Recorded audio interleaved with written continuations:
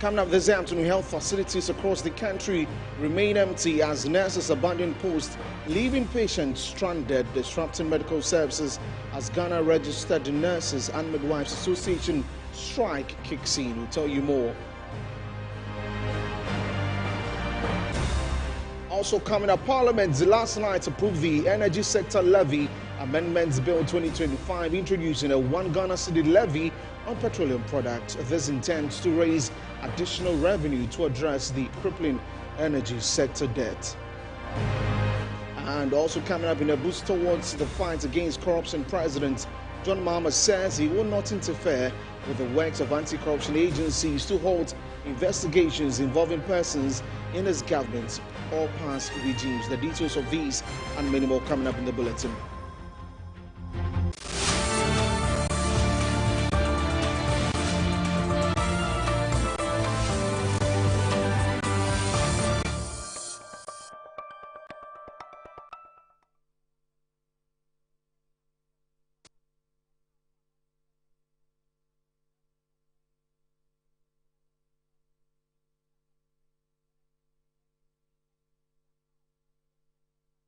Hello again, many thanks for joining us. We're live on Facebook at Metro TV Ghana and also DSTV channel 277. And just as we began the bulletin, we understood that the minority is staging a walk to the police headquarters and they're set to present petition to the IGP demanding security for the collation of outstanding Ablekuma North parliamentary election. Remember that the results for that particular constituency is still in limbo, and the minority are hoping that they would be able to meet the IGP and set the ball rolling for the collation of outstanding parliamentary results for that particular constituency. We have our man on the ground, Jeffrey Atipo, and we'll definitely talk to him. I believe he's on now. Jeffrey, good afternoon. Thank you very much for joining us. Talk to us about this walk that the minority are embarking on to the police headquarters. Tell us about that this morning. Hello, Jeffrey. Hello, Desmond. Great. Talk to us about this walk that the minority is staging to the headquarters of the police. All right, so thank you very much, Desmond. We got to Parliament this morning only to hear, as journalists got to Parliament early this morning only to hear that the minorities have decided to march to the police headquarters to present a petition to the Inspector General of Police to demand immediate deployment of personnel to the EC or for the EC to finish with their the issues with the Ablekuma North constituency. We all know the issues over there when it comes to the election in December 2024. It is still outstanding, and the EC is yet to declare the results, official results of that particular constituency. So the minority this morning decided that they will petition the Inspector General of Police as requested by the EC as well, that the police should give them personnel so that they'll be able to, adequate personnel to be able to, conduct the rest of the work that they have to do with regards to the North constituency. So that is actually what the minority just did. They just presented a petition to the CID boss, who received the petition on behalf of the Inspector General of Police, Dr. P.C. Atete-Yohono. So the majority are just finished doing that. They are returning back to Parliament. But let me also say that yesterday this matter was raised on the floor of the House by the minority leader himself, Alexander Afenyo-Markin, indicating that it's been almost 6 months now since the elections were conducted in that particular constituency, yet they don't have a representation in Parliament. So it is always important that actions are taken now, because 6 months is quite a long time, or a long period for a constituency like Ablekuma North to miss out of Parliament. So that matter was raised on the floor of Parliament yesterday by the minority leader. But the majority's input was that there must be a re-election in that particular constituency, because there's conflict of interest when it comes to even the pensions that have been presented, whereby the NDC candidate doesn't have patience to produce, but the NPP has. So there's a lot of issues regarding that particular constituency. So the majority yesterday indicated that for issues to be made relevant, for peace to prevail, there has to be a re-election in that particular constituency. This conversation was done late in the night. Yesterday we left Parliament after 12. So let me say this morning around 12:30, where Parliament actually concluded on their work for yesterday. So this matter was raised around 10, 11 p.m. thereabout by the minority leader.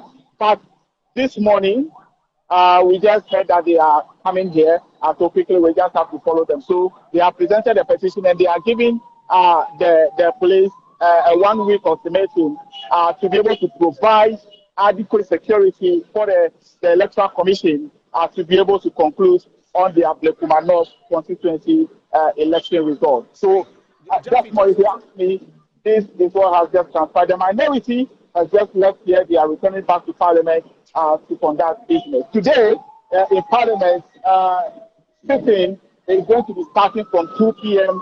As it were yesterday. There's a bit of a change of events in Parliament now. So Parliament, instead of starting sitting at 10, now it has been taken to 2 p.m.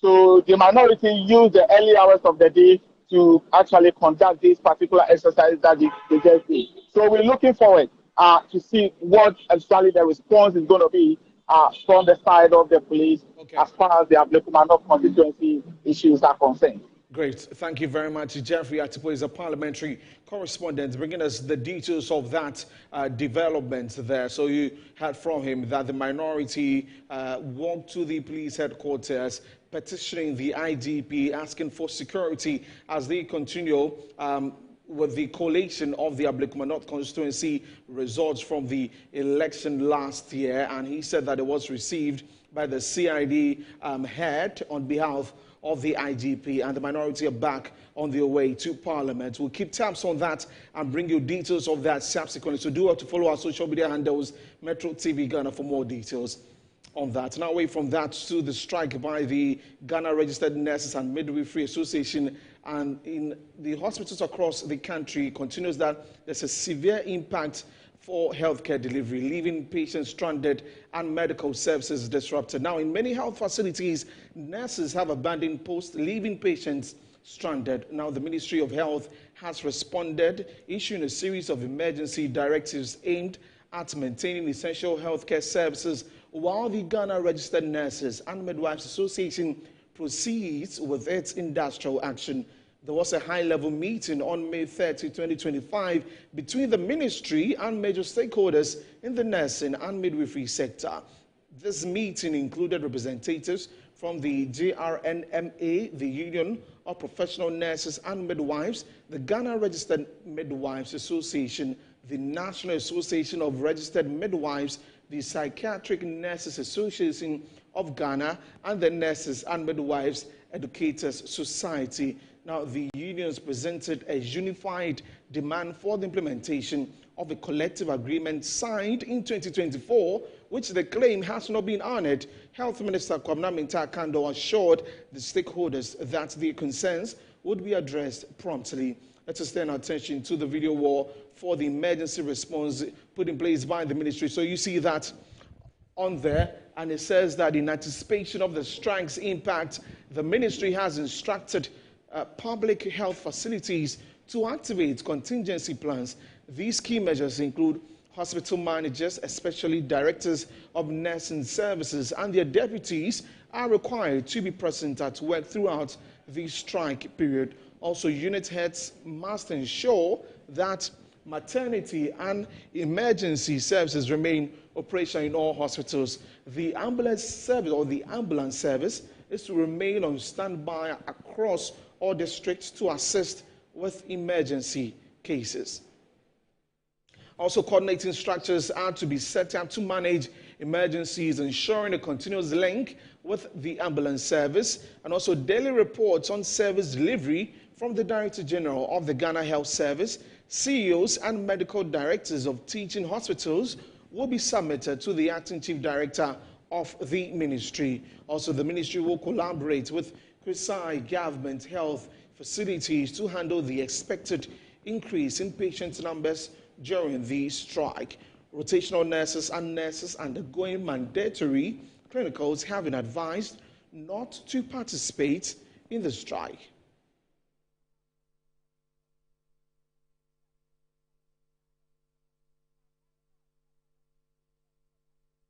We'll definitely be keeping tabs on that strike action by the Ghana Registered Nurses and Midwives Association. But away from that, to one of our headline stories for the day, Parliament has approved the Energy Sector Levy Amendments Bill 2025, introducing a 1 Ghana cedi levy on petroleum products. The bill is intended to raise additional revenue to address the nation's crippling energy sector debt and ensure stable power supply, and that was passed late on Tuesday, June 3rd, 2025. But that did not happen without resistance from the minority, who protested and staged a walkout.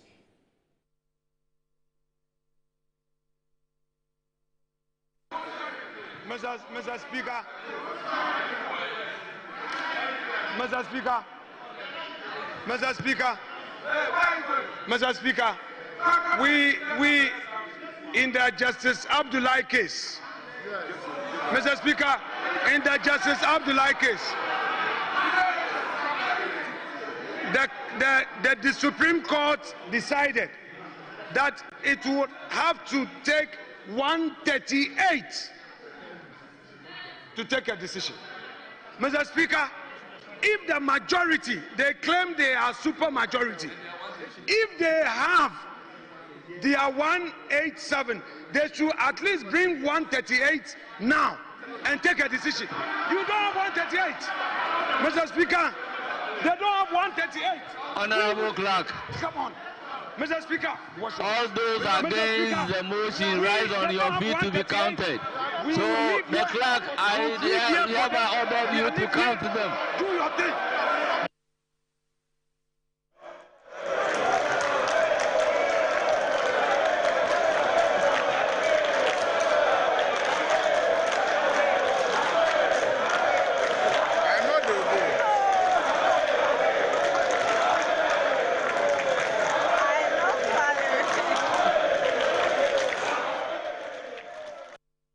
So that was what happened in Parliament last night, and the Finance Minister, Dr. Kesio Atuforsin, who laid the bill under a certificate of urgency, stated that the energy sector's total indebtedness stands at $3.1 billion as of March 2025.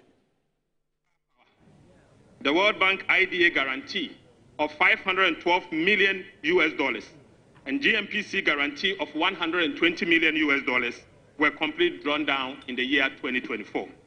Therefore, Mr. Speaker, the government is required to find an additional $632 million to restore these guarantees. Mr. Speaker, a minimum of $3.7 billion is needed to clean up the overall energy sector indebtedness for us to have a clean slate. Right, Honorable Speaker, Ghana's electricity sector has experienced a significant shift over the years, with the country now heavily reliant on thermal power generation to supplement the hydroelectronic sources. The cost of liquid fuel to power the thermal power plant is not included in the current electricity tariff build-up, resulting in a significant revenue shortfall for the procurement of liquid fuels. According to the PURC, an inclusion of the cost of liquid fuel in the price build-up will lead to an increase in electricity tariffs by at least 50%. Government considers that this would have a significant negative impact on firms and households, and so this cannot be an option. Mr. Speaker, in the year 2025, the government will require an additional $1.2 billion to procure essential fuels for thermal power generations alone. Mr. Speaker, the power sector risks imminent collapse if these unsustainable debts are not resolved.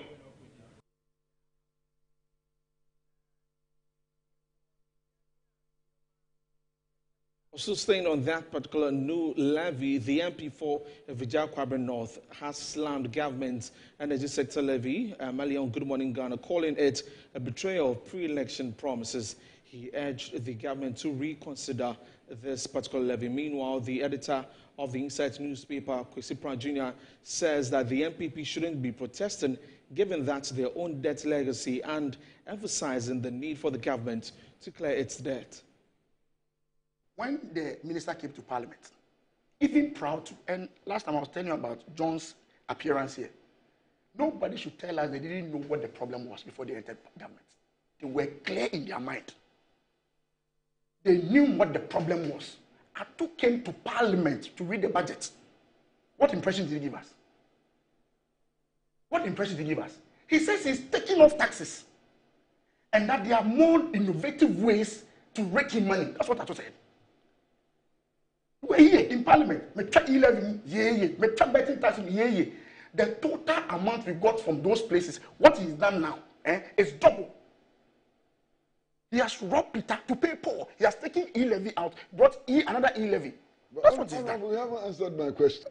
My brother, I think the minority should start getting serious. It's taking too long for the minority to start getting serious. In spite of the imposition of this tax, petroleum prices are much, much cheaper than they were 4 months ago. Is that not the truth? That's a fact.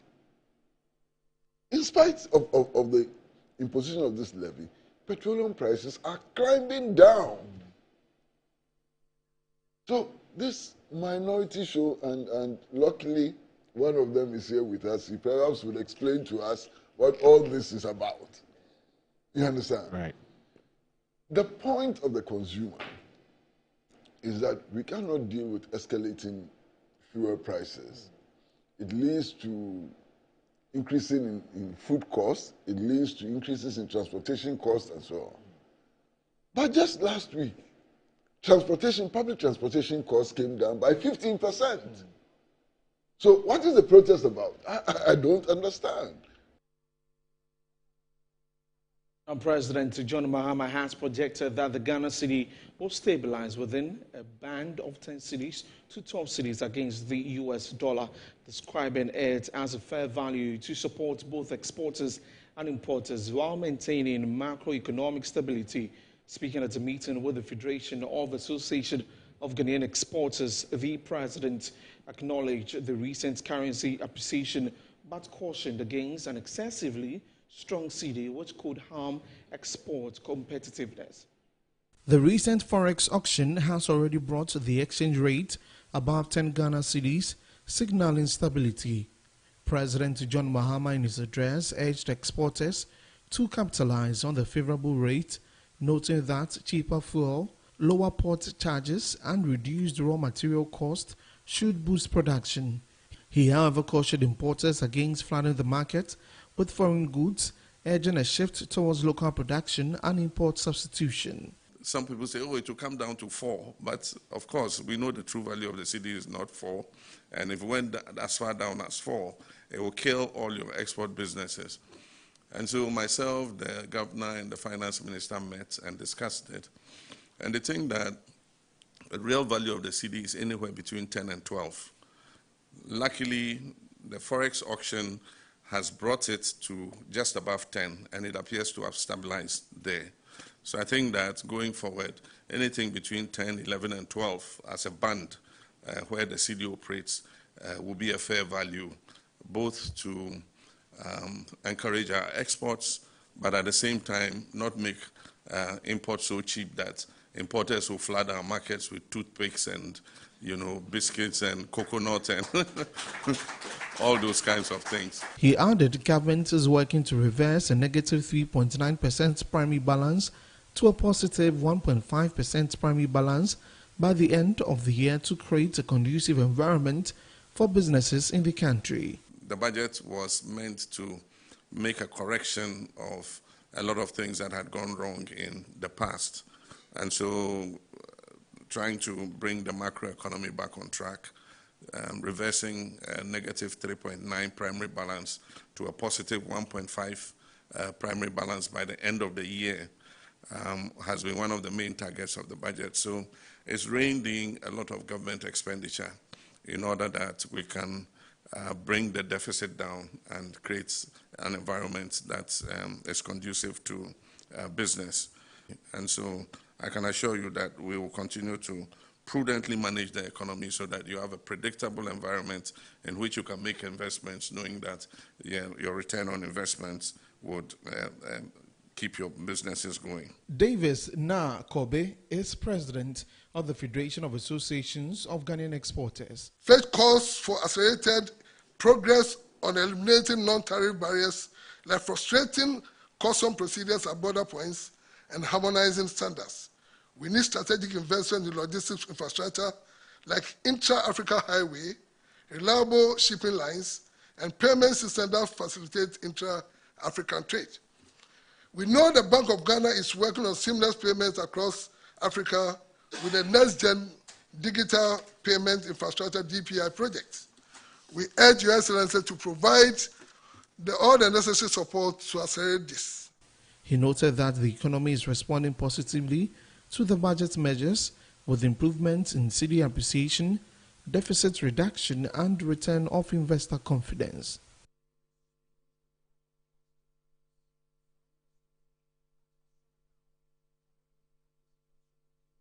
President Mahama says he will not interfere in the work of anti-corruption agencies or influence them to halt investigations involving anyone, whether former or current government officials. Here's more. Last election, and we came up strongly and said that if we won the election, we were going to take up the fight against corruption and the issue of accountability of public officers. We're going to take it up very strongly. And so it was a commitment we made to the people of Ghana. And we launched a program called Operation Recover All the Loot. It was a very popular program with Ghanaians, and anywhere you speak and you mention oral, I mean, the applause and the response you get was very overwhelming. So it shows that it's an issue that Ghanaians are very concerned about. And of course, the fight against corruption must be important because the ordinary people realize that the more the political elite steal, the more fewer resources are available for the most important things like healthcare, like education, and so on and so forth. So I said last year before the election that this probably was going to be the last opportunity for us as the political leaders of this country to show Ghanaians that yes, we can have a democratic government that is accountable and that takes the fight against corruption seriously. Now to the Savannah region, while the Minister for the region, Swalesu Biawuribe, has called on the Savannah Diamond Cement Factory located in the region to reduce prices of their cement to correlate with the good economic management the country is experiencing. He made the call when he visited the factory to familiarize himself with its operations. Al-Hassan Dibaba has more in this report. Savannah Diamond Cement Factory is one of the biggest factories up north engaged in the mining of clinker and the production of cement. Over 80% of the raw materials used by the factory in its production are procured locally. After visiting the factory, the Savannah Regional Minister commended the company but says their security arrangements, especially at the explosive site, was inappropriate, calling for an immediate change to the arrangement. The minister also used the occasion to call on management to reduce the prices of their products in the face of the stabilization of the city and other economic indicators to benefit the ordinary citizens of the region and Ghanaians in general. We are making an encouragement and appeal to them to reduce their prices of cement, knowing the good wind which is actually blowing through on the citadel of the better Ghana resetting the nation. The prices of the dollar is actually coming down and the city is gaining strength. And the production of cement, from what we can see and what they have told us, is principally local material used to produce that product. The minister was, however, not happy with the employment structure of the company and the remuneration of workers in the factory. About 14 years now, and the total directly employed people here is just something insignificant. What is the problem? Why is it that indeed you have more of the chunk of your employees by third parties either than being directly employed? And you know, when you sign a contract with a third party, what it means is that the third party is also in for a business and you make a profit. So the profit that they'll be giving to the third party obviously will have gone directly to the employee. The Human Resource and Corporate Affairs Officer of the factory, Agnes Isedu, explained the factory's structure to the minister. For the third-party service providers, they take 23.03 Ghana cedis per day. That's the minimum wage. The maximum goes up to 73.65 per day. The minister promised to present some of the challenges raised by the management of the factory to central government.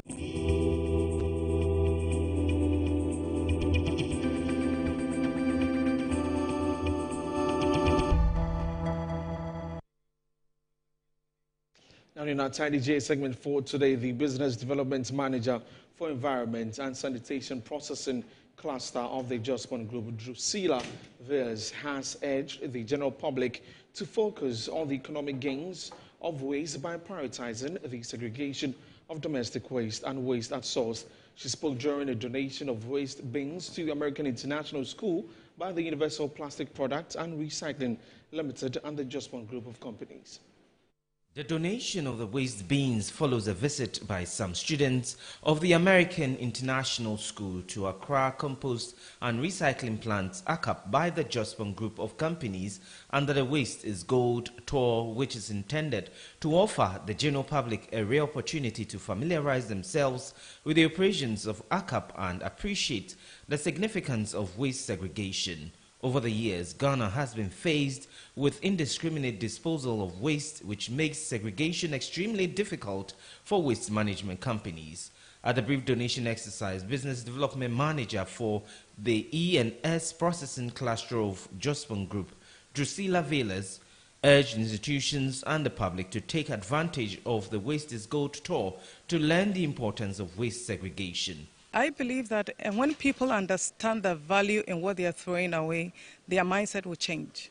Now that we know that waste is converted into something that brings money or income, a lot of people, if you check around now, there are lots of people who are collecting plastics like PET bottles. Why? Because they can sell it and they can get money out of it. So I think that the education, the advocacy, and projects like this, Waste is Gold, is what will sensitize people. Managing Director for Universal Plastic Product and Recycling Limited, donors of the bins, Rajwal Ashvani, pledged the company's commitment to proper waste management. We are here doing a lot of work in plastic innovation and development in the terms of waste management.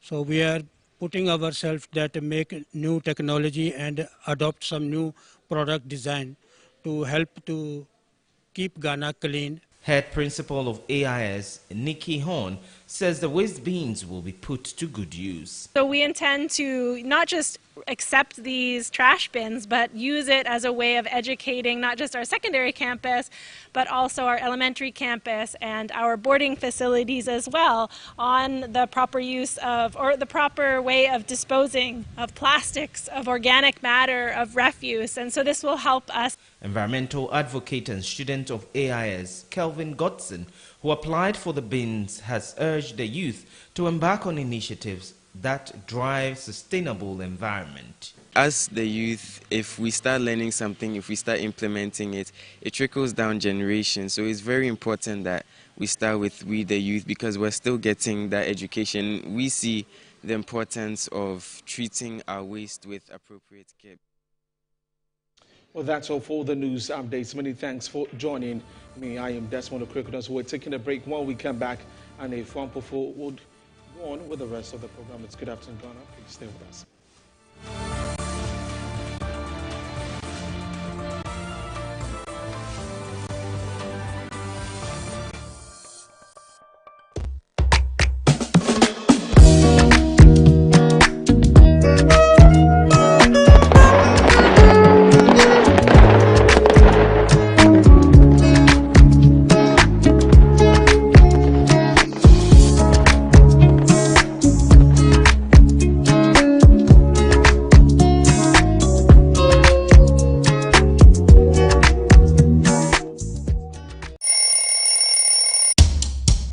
anti-cavity, gum protection, brighter teeth, and fresh breath. I'm a missy way. The patch of Bantama. Matias.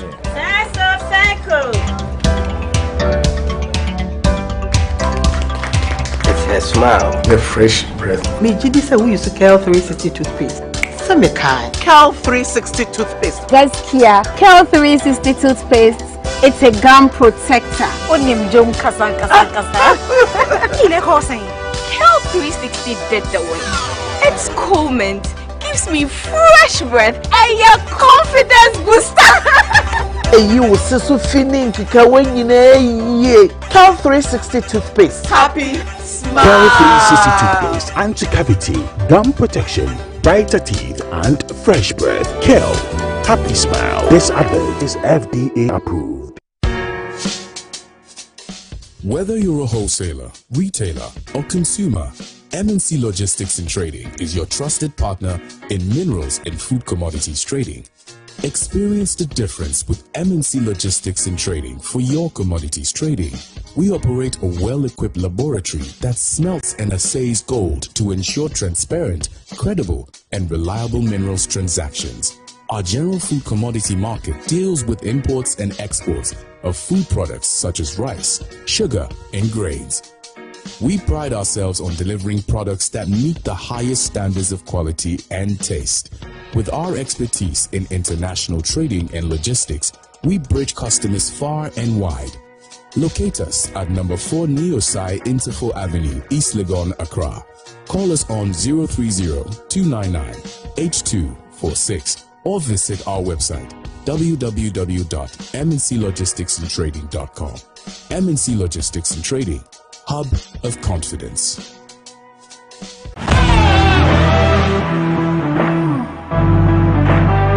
The biggest car center in Ghana, offering unparalleled round-the-clock service in autos and accessories. Nadam Autofix is the biggest distributors of used tires in Ghana, offering first-grade second-hand car tires of all rim sizes at both wholesale and retail prices. We are also the leading name in car sensor diagnostics, corrections and sales of car accessories. We excel in car washing and detailing with state-of-the-art steam engine washing machines that keep water away from your engine, ensuring a clean, healthy and responsive engine. Nadam Autofix, the first name in servicing, car accessories and car washing. Visit us today and experience the world of class difference. Find us today at Asoridaho, directly opposite Dansoman KFC and the Shell filling station. For more details, you can call us on 0503-244-266 or 0535-339823. Nadam Autofix, Wukwain Sunyonko Papa.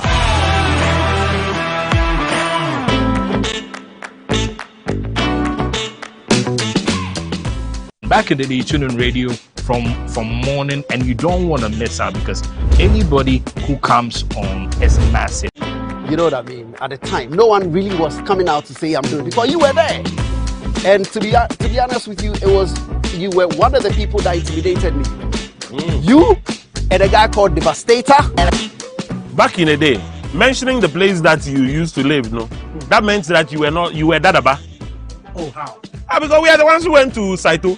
I wasn't really a nightclub person. No, I mean, the only times I went to the nightclub, Yoko Dixon took me. Yeah. You have a Walkman by your side. Now that was your selector. The Walkman was your selector. So when you play the first song and you want to change the song, you have to start cueing your next song through your headphone. Hi, my name is Ivan Pashigan. I'm the CEO of Farmhouse Productions. I'm a film director, producer. You are watching Back in the Days with Sammy B on Metro TV. Massa, we're a guy and yes, Sammy B a feature. This is Back in the Day. Keep watching.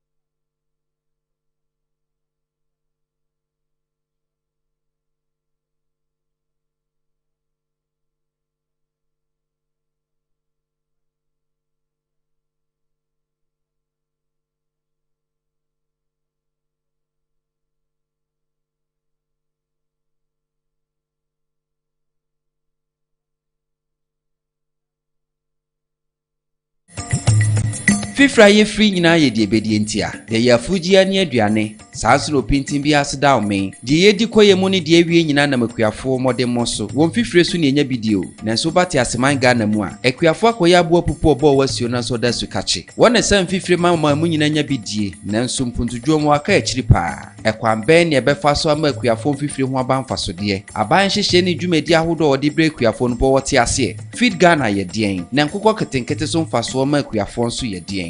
We inti na hyehye dwumadi esunkwa ya to ne akuafo mo. Ye de bro Original TV and Metro TV so. Dwumadi beba akwanya ama mpanyimfo anim de ewa abafukaye mu akire wadwen. Ye je akuafo ha no amane akogye mu aye e de free abamu mpanyimfo ho. Enimi ni ehia akuafo nyonko samo honto eda joada enwumre nonso kosi ne nonwotwe e Original TV so. Saa so na da yawada enwumre nonwotwe kosi nonkono e Metro TV so. Akuafo mo Ghana akuafo abomoden na yempene wo. Akuafomo is sponsored by ACAP Compost. ACAP Compost comes in 3 varieties. ACAP Compost X, ACAP Compost Plus.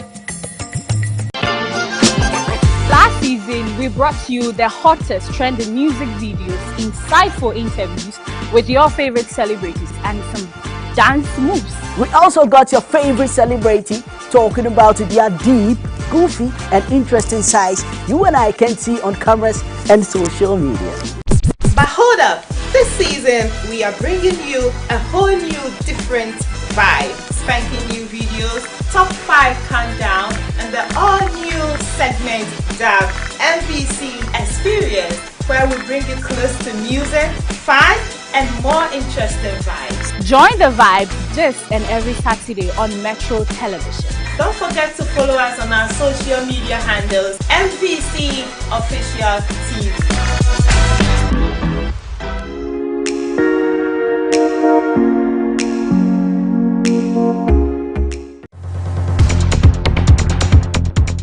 More than 80% of global trade is carried by sea. Most of the products we consume daily travel through ports, making them a key link in the global supply chain.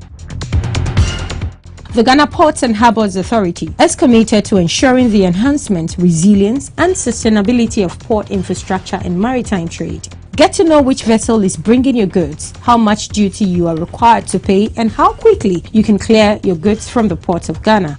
We ask the relevant questions and elicit responses from the appropriate authorities. We interact with you via our social media platforms and put your queries across to the expert. Iron Port shows this and every Sunday live on Metro TV at 5:30 p.m. Iron Port is proudly brought to you by and powered by the Ghana Ports and Harbours Authority. Iron Port, transparency in doing business and building a nation.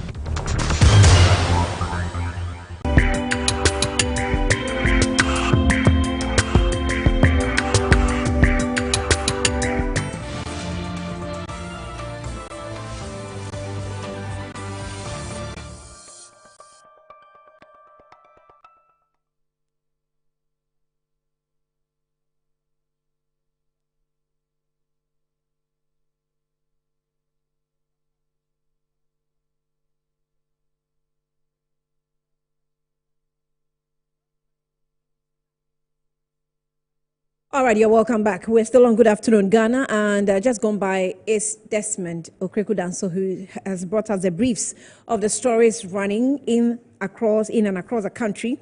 But we're going to go into the details, and of course, we'll get into Parliament. The new, issue that's on the table, creating quite some sort of debates in the atmosphere, is the new levy that we're going to be paying on energy. Is 1 cedi. So is it big? Is it small? Is it a nuisance? Is it necessary? We'll get into the issues later. But for now, let's go onto the phone lines and engage my colleague Dibaba, who is coming through from the northern part of the country. The nurses are on strike, and of course, it's having an impact on us. We want to paint the picture on how exactly that strike is going. Dibaba, you're welcome. Good afternoon to you.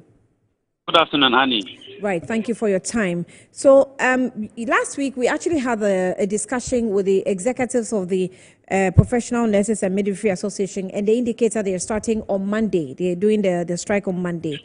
Did they start exactly Monday? If they didn't, when did they start, and how is the strike action going? Well, thank you so much, and good evening, good afternoon to our viewers. Yes, the strike started on Monday here in the northern region with nurses from that particular union using red bandage and on their offices and on their hands.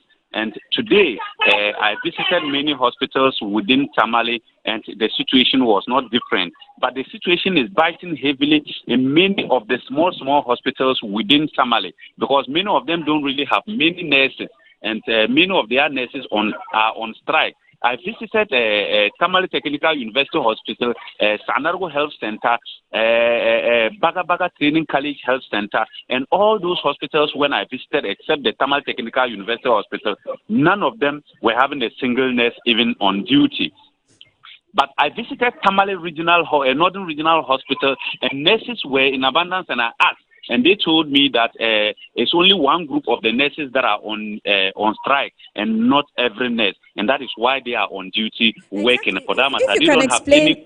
Right, if you can explain a little further, because yesterday that's the picture I got or picked from various institutions where we had some of the nurses really embarking on a strike, others saying they were not interested. What exactly is happening? Yes, they told me that the nurses are in different unions, or they are in different categories of unions, and it's only one union that is on strike, and the others are not joining. For that matter, many of the big hospitals, the strike is not really biting hard because they don't have an issue, because many of their nurses are on duty and they are working, especially the Tamale Central Hospital or the Tamale Northern Regional Hospital, where I am currently. Work is ongoing smoothly, and there's no challenge because almost all the nurses are on duty. And when I asked, they told me that they are not on strike because they are not part of the union that is on strike. So that is what is happening. But I visited the Tamale Technical University Hospital, and the OPD was empty. I visited Sanargo Health Center. The OPD was empty. I visited Baga College of Education's Health Center. The OPD was also empty, and it is all because the nurses in charge there are part of the union that is on strike, and for that matter, they were not at post. But the bigger hospitals, like I mentioned, the strike is not really, they are not really feeling the strike because many of the nurses are on duty, and they say because they are not part of the group of nurses on strike. So it's a mixed feeling here in the northern region. But as a matter of fact, with regards to the small hospitals or the small health centers, it's really biting very hard. And I think government needs to do something about it, because if everybody are going to turn their attention on the bigger hospitals, there is going to be so much pressure on them in the northern region. How about the doctors? Are they, attending? I want to believe that this registered nurses, professional nurses and midwifery association probably is one of the biggest associations of that particular group of professionals. How far is the impact? Are the doctors coming anyway? Because, well, the nurses are supposed to carry out their duty before the doctors come in. So what's the impact, the extent of the impact? Well, I spoke to one doctor, the medical director at Tamale Technical University Hospital, and he told me that they are not feeling the impact yet. But he is afraid that from Monday, they are really going to feel it, because they will definitely, the nurses, the strike will cover up to the wards, because currently it's only the OPD that it is affecting. But they said on Monday, they are going to blow everything out, and it's going to cover almost every part of the hospital, and that is going to be a challenge for those hospitals. But the doctors are on duty, and they are doing their work normally, because they don't have any challenge. But the problem is with the nurses. And like I mentioned earlier, it is also biting hard at the small health centers within the northern region. But the bigger ones, they don't really have a problem, because the nurses are many, and those who are going on the strike are not really many, and it is not affecting those bigger hospitals because they don't see any problem with it. And the nurses are helping the doctors to do their work at those hospitals. At the Tamale West Hospital, the same is it was the same thing, because when I went there, the nurses were there doing their job, and when I asked, they told me the same thing. They said it is only one group of nurses that are on strike, and they are not a part of it. And for that matter, they are doing their work. I also asked some of the nurses, so will they continue to come to work from Monday? They told me that they are completely not part of this strike, and for that matter, they don't see anything that will stop them from doing their work even from Monday. So that is what is happening. Did they indicate to you that they had any problem, situation, inconvenience at all? Because I know that the current group that's on strike are doing this based on some conditions of service which was agreed upon with the previous administration. How is that not affecting the current group that are comfortable at work? Well, it's like they don't really bother themselves about those on the strike at all, because when I ask them, they say they don't see any reason to go on strike because their leadership haven't told them to go on any strike. For that matter, they are not part of it. But they didn't tell me whether those who are on strike, their actions are affecting them or not. But they are going about their duties within the hospitals in the northern region, most especially the bigger ones like the Tamale Teaching Hospital, the Tamale Northern Regional Hospital, Tamale West Hospital, SDA Hospital, and many of the bigger hospitals within Tamale. The challenge is only with the smaller ones. They are having a bigger challenge because many of their OPDs are not operating because the nurses are not there. But one of the medical directors told me that he is also suspecting that because of the head count that is ongoing, that is why they are having that challenge again. But I asked him whether if it was going to be a normal thing, they wouldn't schedule them for a group to go before the next group. But he told me that they can't see that because of the strike. So they are allowing them to do what they want because their leaders are asking them to be on strike. So it is a big challenge. It is a big problem at the smaller health centers, but it is not really a big challenge at the bigger hospitals because they don't really face that challenge. Dibaba, if you can continue, gathering your information, we'll definitely get back to you subsequently for more on the extra hospitals that you're able to visit. For now, we're grateful. Thank you. Right. Dibaba is coming through from the northern part of the country, giving us updates. So just in case you visit any hospital and you find that there are no nurses to attend to you, there is one of the associations of nurses who are on strike. So if there are hospitals or medical institutions that have employed more of this association, registered professional nurses and midwifery association, they belong to that association. They've decided to embark on strike due to some conditions of service, we're told, signed on with the previous administration. I haven't spoken with the General Secretary of the association. He tells me that their old condition of service has expired. So there was a new one that was agreed upon. Now, when that was agreed upon, someone or one of the members actually took the matter to court that what they're demanding for was illegal and that should not be allowed. So the matter dragged on in court for a bit until the judge actually asked them to go out of court settlement, and that was done. So when that was done, they now decided that, okay, we are now back to the table for negotiation to continue. They had they'd been given assurance upon assurance, time and again, and now they feel they're tired. The document is lying down. They think that all the minister has to do is just to sign. 5 months into office. Is that going to happen? I'm not sure. But let's see. Subsequently, we'll see. We're trying to speak with a labor expert too. And I've gone through the labor law to see if this decision is right. But maybe the experts will be the right people to speak to us so that it's not coming from me. The minister vows to address industrial action. So the health minister, Honorable Minta Kando, has vowed to use his office to minimize the impact of the intended industrial action of the people on the people of Ghana. In a press release signed by the spokesperson of the ministry, Mr. Tony Goodman, on behalf of the minister, it was disclosed that the steps are being taken to avert unfortunate situation following the announcement of the roadmap by the Ghana Registered Nurses and Midwives Association to embark on an industrial action. The statement indicated that on May 30, 2025, the Ministry of Health met with all associations within the nursing fraternity. These included the Ghana Registered Nurses and Midwives Association, Union of Professional Nurses and Midwives, Ghana Registered Midwives Association, Ghana National Association of Registered Midwives, Psychiatric Nurses Association, Ghana, and the Nurses and Midwives Educators Society.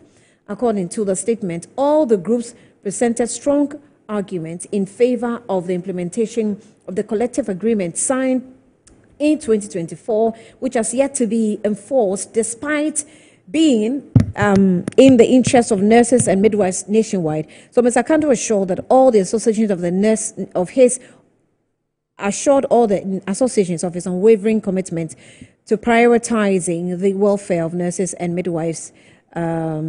Proposed the formation of 3-member team comprising the representative of each from the nurses group and then the Ministry of Finance and the Ministry of Health to bring the matter to a resolution.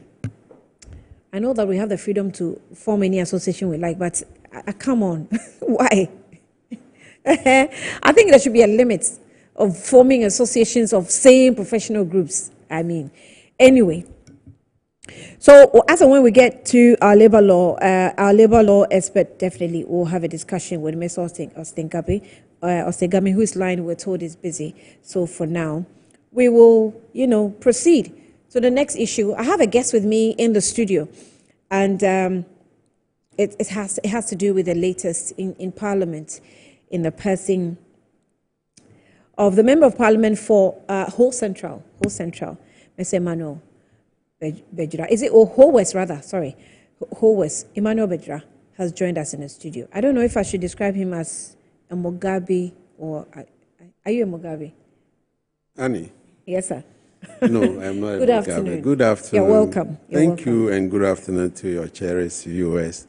I'm not a Mugabe at all. When I said Mugabe, he jerked. Yes. Just that the good people of Ho West decide to retain me and bring me back because of the good work we are doing in the constituency. Yeah. And so I'm not a Mugabe at all. How's the constituency doing? Good. Ho West is relatively peaceful, and Ho West is also a tourist destination when it comes to tourism in the Volta region. Amejope has a canopy walk, the second canopy walk in the whole country. We also have a waterfall there. We have the second highest mountain in Ghana, located in Amejope. Then we have a couple of waterfalls around, dotted in the Ho West constituency or district. We have some caves, natural caves that we have around. So Ho West is the tourism hub in Ghana. Beautiful place. Beautiful In fact, you have a green vegetation. You'll love the place. In fact, the highest human habitation in Ghana is Amejope. You go there sometimes in the night, you think you are in Europe. Very cold. You enjoy that place. Yeah. Next time I'll go with you. Yeah. Yes. I mean, well, I met you there. Yeah.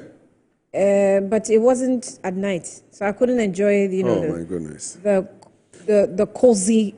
Please tell it was raining. Actually, it was a rainy season. Yeah. So please tell your management to give you just one weekend. You will enjoy that place, especially in the I night. can't That's wait. why Osajifo Dr. Kwame Nkrumah built a settlement there.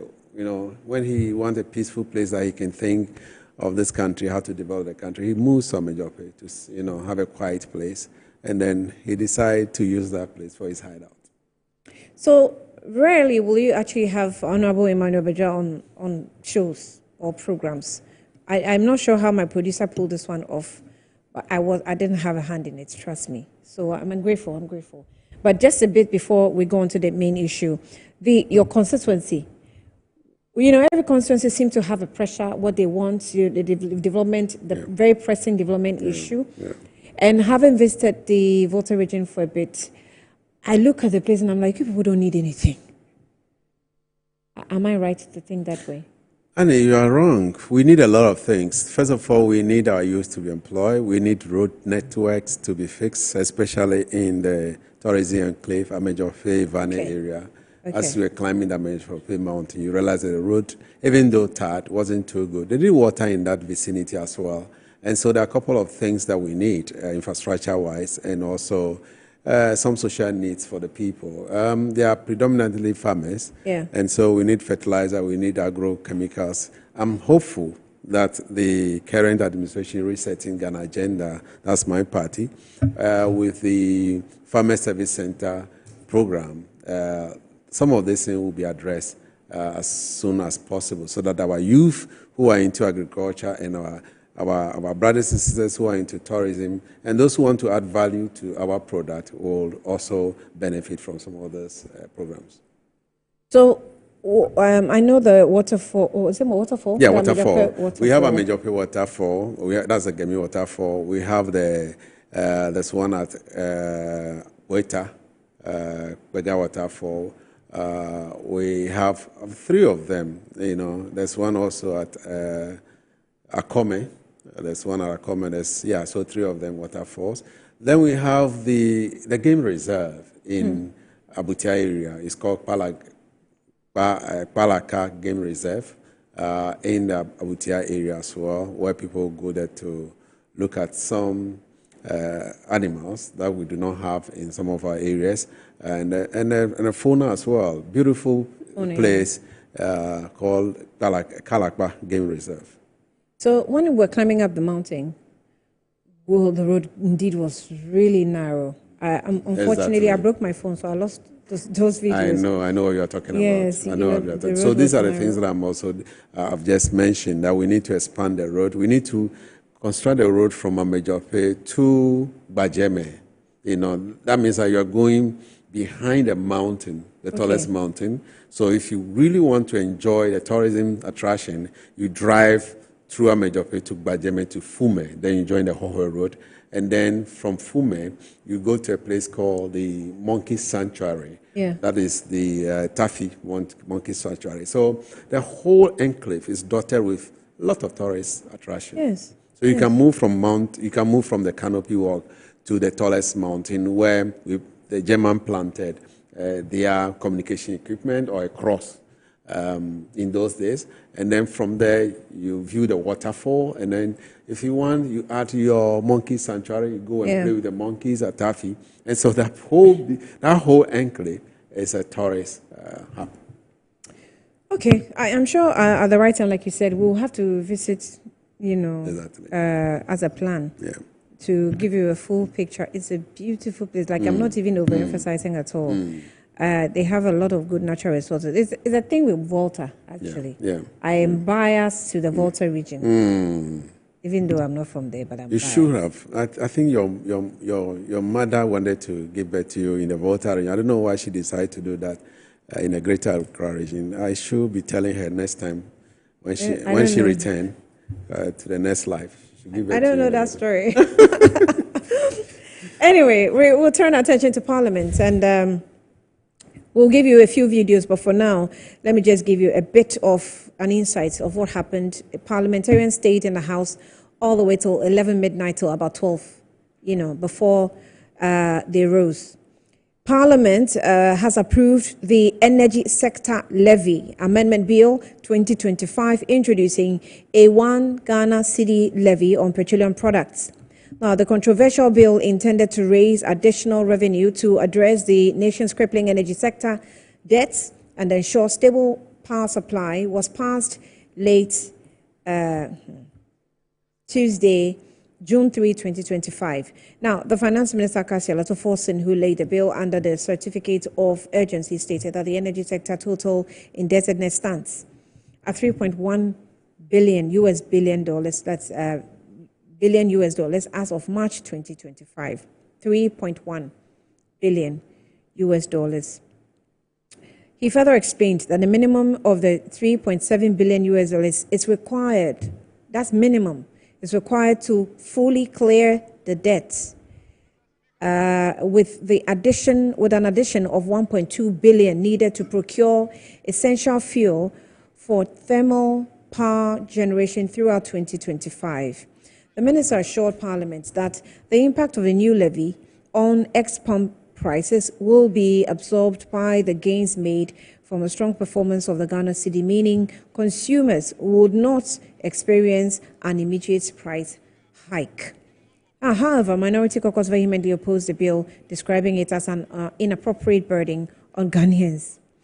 Their resistance culminated in a walkout during the approval process, and they argued that the majority side lacked the requisite numbers to make a binding decision on the bill. But eventually, I'm sure they gathered. I know some MPs who were not in the House. Somehow they found themselves in the House and passed the bill. But let's go to Parliament and give you some of the videos. Producers, communicate with me. Do you have some of the videos on standby so we give them a picture? Okay, so that's it. Let's take a listen. The World Bank IDA guarantee of $512 million and GMPC guarantee of $120 million were completely drawn down in the year 2024. Therefore, Mr. Speaker, the government is required to find an additional $632 million to restore these guarantees. Mr. Speaker, a minimum of $3.7 billion is needed to clean up the overall energy sector indebtedness for us to have a clean slate. Right, Honorable Speaker, Ghana's electricity sector has experienced a significant shift over the years, with the country now heavily reliant on thermal power generation to supplement the hydroelectronic sources. The cost of liquid fuel to power the thermal power plant is not included in the current electricity tariff build-up, resulting in a significant revenue shortfall for the procurement of liquid fuels. According to the PURC, an inclusion of the cost of liquid fuel in the price build-up will lead to an increase in electricity tariffs by at least 50%. Government considers that this would have a significant negative impact on firms and households, and so this cannot be an option. Mr. Speaker, in the year 2025, the government will require an additional $1.2 billion to procure essential fuels for thermal power generations alone. Mr. Speaker, the power sector risks imminent collapse if these unsustainable debts are not resolved, particularly given that the fiscal cannot accommodate the financial needs of the sector. Right, Honorable Speaker, to help raise additional revenue to fund the needs in the power sector, government is proposing an increase in export price of petrol, diesel, and related products. The impact will be absorbed by the gains made from the strong performance of the Ghana cedis. The Speaker, I repeat, the impact will be absorbed by the gains made from the strong performance of the Ghana cedis. And this will mean that consumers will not have to pay extra for the price of petrol and diesel beginning today. Right, Honorable Speaker, our simulations suggest that there will be no increase in the export price of petrol and diesel in the next window beginning today if the levy is imposed. This is because of a strong Ghana cedi. Right, Honorable Speaker, the levy will serve as a dedicated source of funding to the power sector, and the proceeds will be earmarked for the procurement of essential fuel for power generation. The Speaker.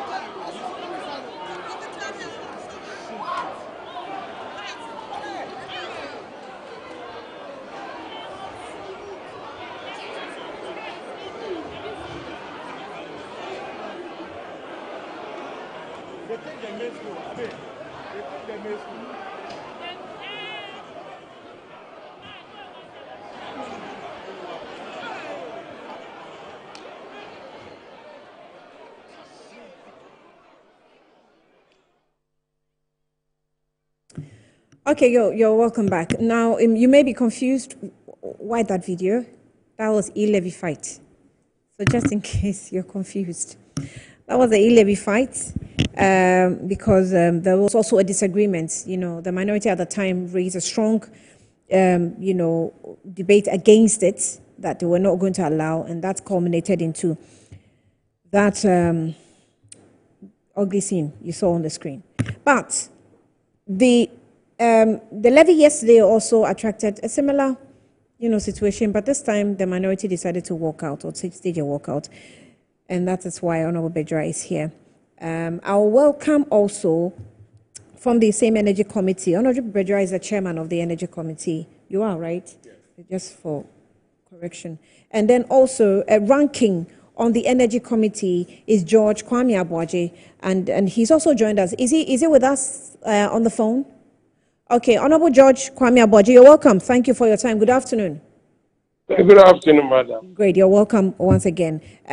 Just if you can listen in. So I have Honorable Bredra with me already in the studio. So let me have your take. Now take us through the journey of where we were with fuel prices, the reduction of the fuel prices, and then the introduction and removal, of taxing us 1 cedi. I was asking someone yesterday that if you want us to pay 1 cedi, why did you reduce it? Why didn't you reduce it 1 cedi lesser?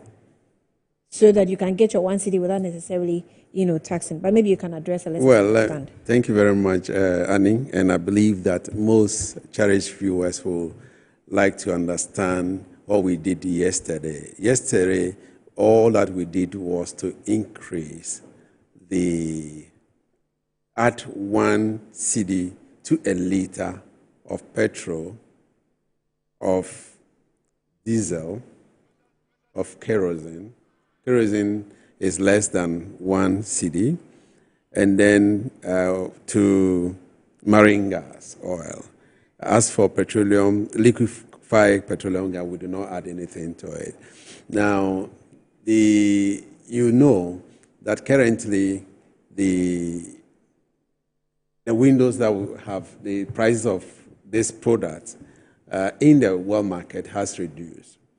And so we have reduced the prices of petroleum product, coupled with the fact that the stable nature of our cedi, and then doing very well, against the major currencies. So there is a window, a window of some monies left. Now, we reduce it because we thought that Ghanaians needed to have this to cushion them. But whilst doing that, we also noticed that there's another sector that was suffering. This is the fuel sector or petroleum sector. Whilst doing that, under the same energy sector, we have a shortfall of liquid fuel to propel our generators to give us power. And so what do? The best thing to do is for you to do some engineering to get the amount of money that you need to purchase the liquid fuel.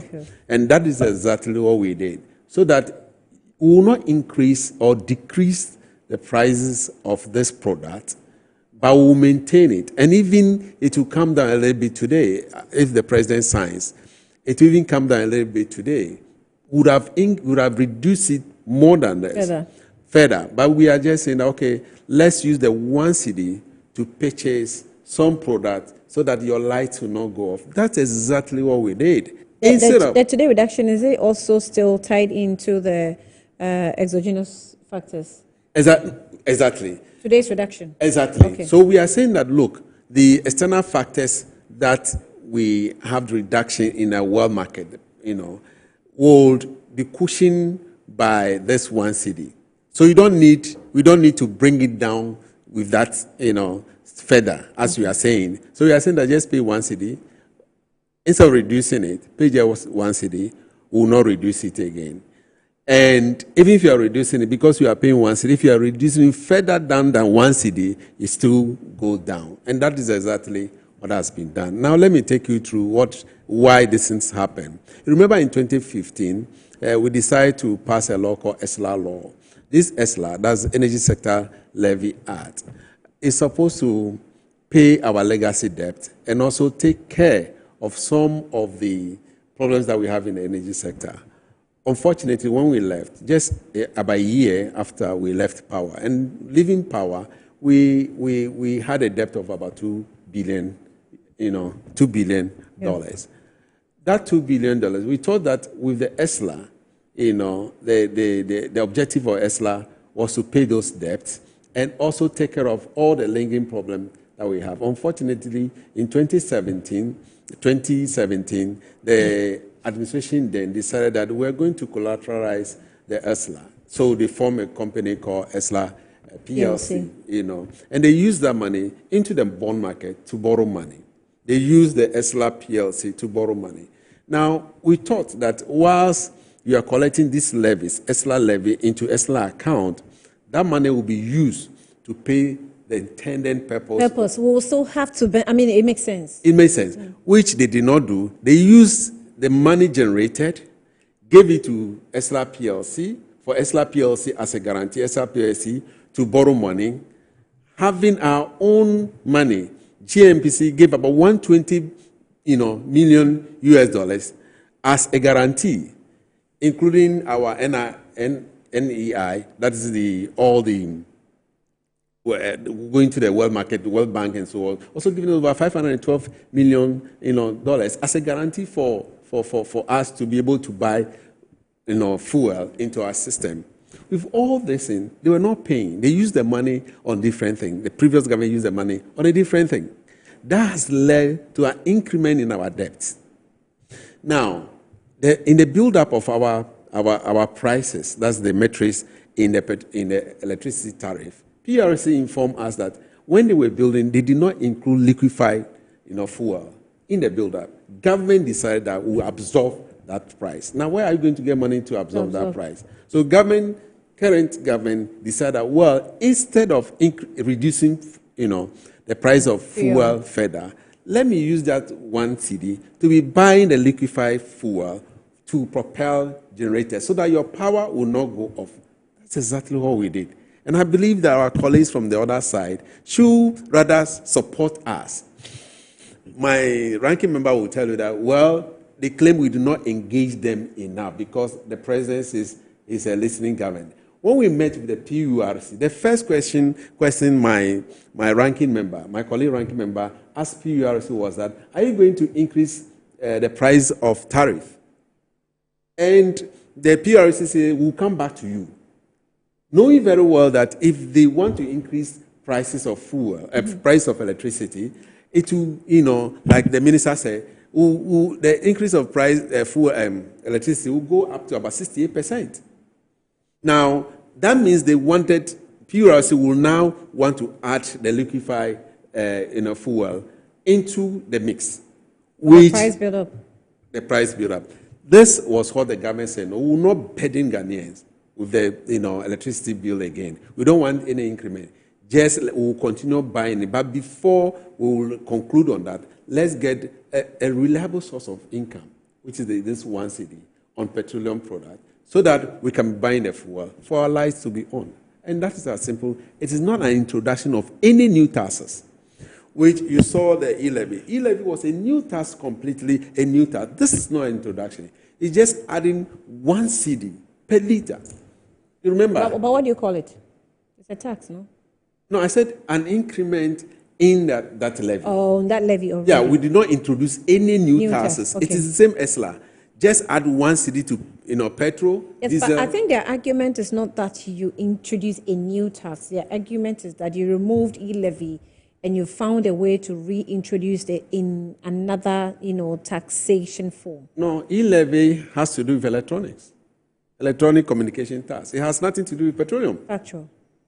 So that one you cannot say that we have taken e-levy and brought, because they are all EE, like Apenyo was saying yesterday that they are all EE. It doesn't make sense at all.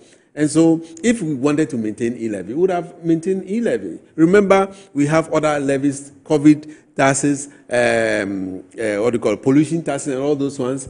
We took those taxes, betting tax, we took them away. Emission tax. Emission tax and so on and so forth. We took them away. Now we are saying that we need a dedicated source of funding to be buying, unless Ghanaians want to tell us that, okay, add the cost of liquid fuel into the mix. Okay. Now, that's the conversation Ghanaians want us to have, we'll have it. But I believe that the president is a listening president. And I think that with this window, with this windfall, we could cushion ourselves with the purchases by the government. Continue purchasing, the liquid fuel by the government with this 1 cedi. And I believe that is not, we are not asking for anything that Ghanaians cannot take care of. And so my colleagues from the other side who walked away yesterday, I was surprised that they walked away because we're all at a meeting where the minister explained this thing to us, both the finance minister and the energy minister, and they will be happy enough because if my ranking member asked this question and he was told that we'll go and think about it.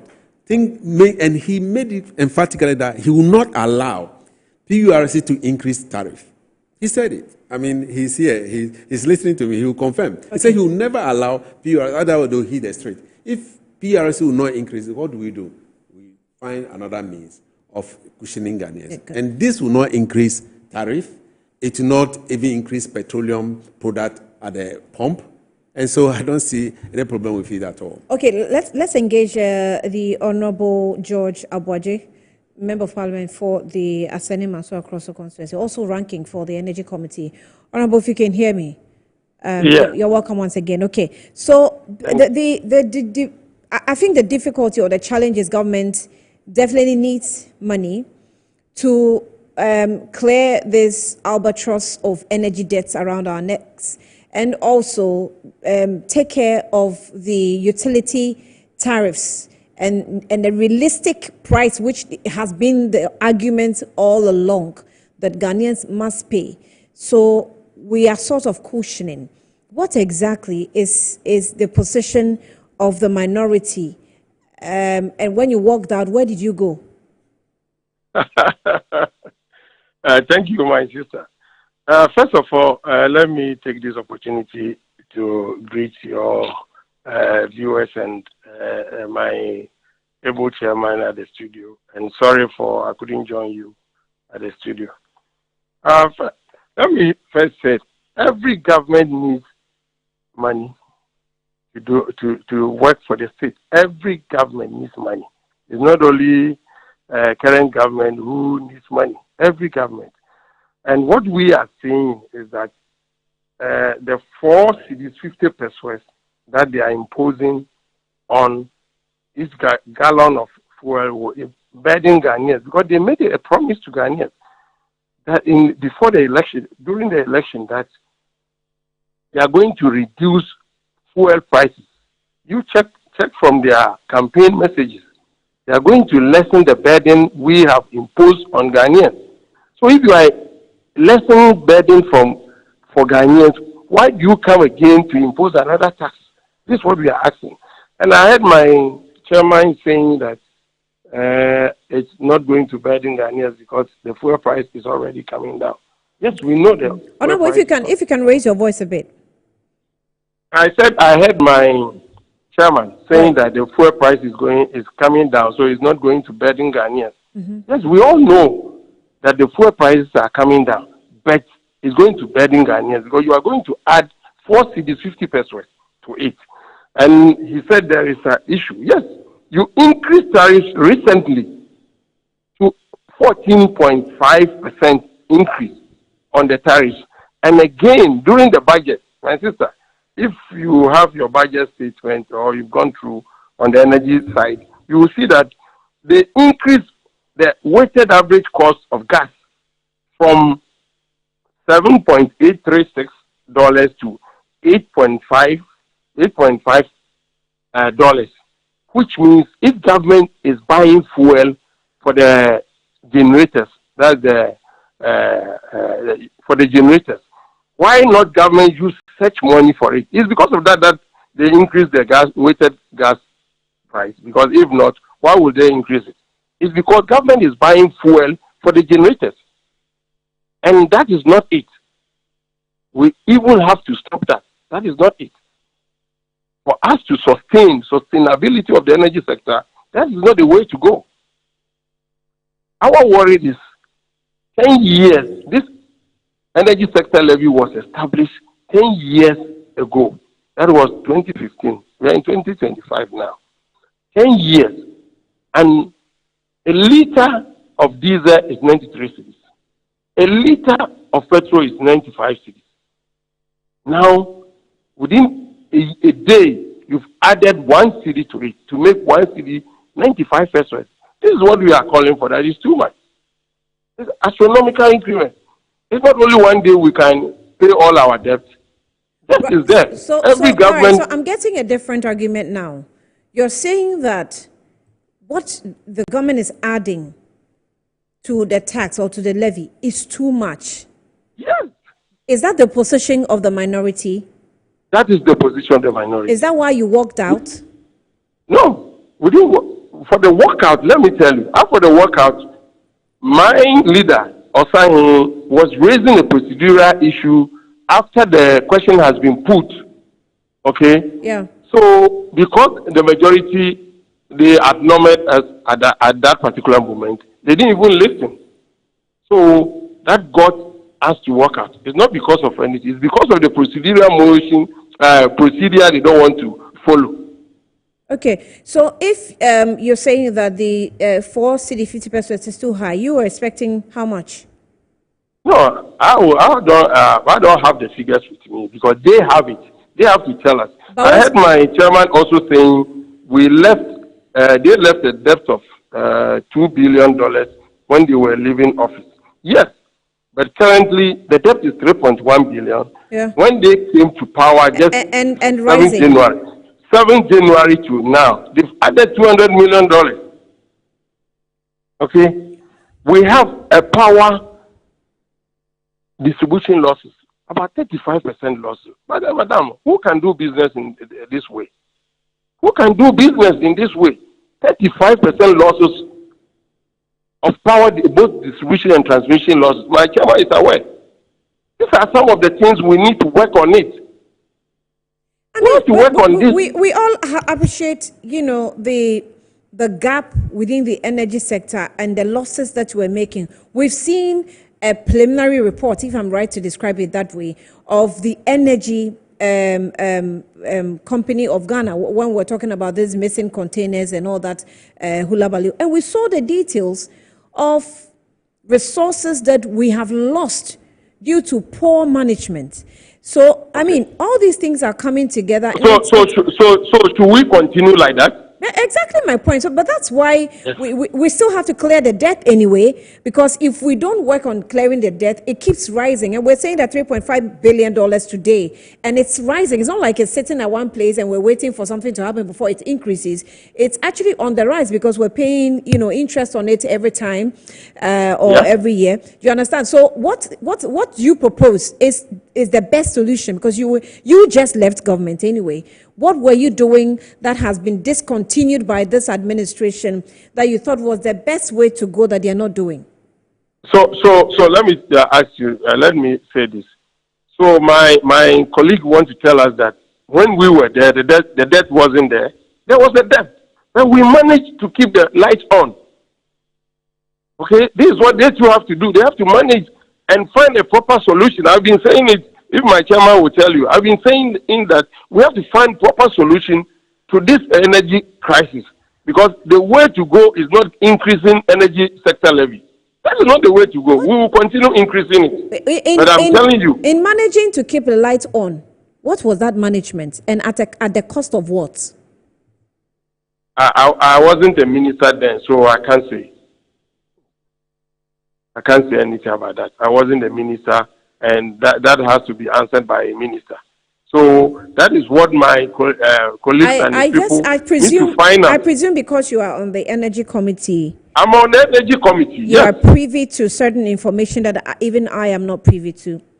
You are right. Yes. So in our management of the keeping the lights on, at a cost of what did we do that? We were using the same amount. That's 95 pesos and 93 pesos. We were using the same amount to do it. But even now, they are lucky. The city has appreciated. The city is stronger now. The dollar is weak, so they are happy, and that will even favor them. So they don't need to increase the energy sector levy. We call it e-levy. It's because it's energy. Energy stands for you. So this so much energy. Are you? Apologies. Madam, yes, let me tell you. Somebody brought in. The name is Annie, Honorable. Annie. Yes. Annie. Yes. Somebody brought in e-levy. Okay. taking a household income of about 1.6 billion from Ghanaians. You campaign on it and you said it's high. Now you are going to take 5.7 billion household income from Ghanaians. Which one will burden Ghanaians? No, which one will burden Ghanaians? Yeah, Is it the are you not making the argument too simplistic? No. We have, no, I'm sorry, we have electronic levy that was supposed to take monies to make some and at the end of the payments. day, the electronic levy will give us 1.6 billion. Okay? Yes. Okay. And it's Ghanaians who are going to pay. It's a household income of Ghanaians. Okay? Yes. Now 5.7, you are taking 5.7 billion from the same Ghanaians. Burden Ghanaians. That's what I'm saying. So, that's my question. So I wanted to make reference to the purpose of the e-levy. What was the purpose? What were we supposed to use the e-levy charges After for? after COVID, okay, our time there was COVID, and then again Russia-Ukraine war, and again this ECG and other things, their problem was still there. It was available. They are lucky. They don't have COVID now. The impact of the Russia-Ukraine war is not severe as it used to be. So they are lucky. I just want to assist you. I want to assist you. So this was the purpose for the e-levy, to enhance domestic tax mobilization and expand the tax base, to provide an opportunity for everyone to contribute towards national development.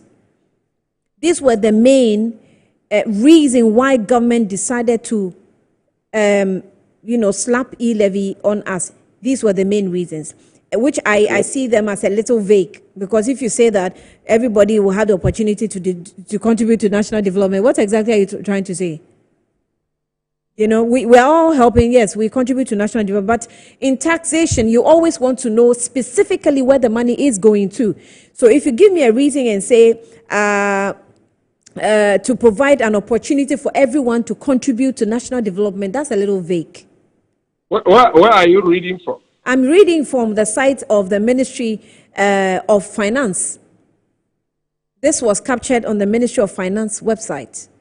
Yes, madam, I will tell you, it was the same purpose. It was the same energy issue, because we were coming from COVID situation. You are in Ghana. You saw what happened to other countries. Okay, so there was no funds to pay for the energy, fuel and other things. So that's why they brought in e-levy. It was so many factors, not only one, so many factors. But their own is one factor, that's to kill the debt, and to kill the debt with 5.7 billion. All right. Yeah. It's too much. They need to do something about that. It's too much. Okay. Kindly hold on. But you didn't tell me where you went to when you walked out.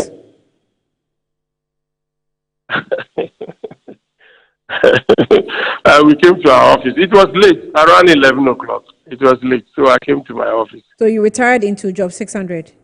Yeah. Okay. Please hold on. Honorable Bajira. His whole problem, or his point, not problem, but his point is it's too high. Calm down.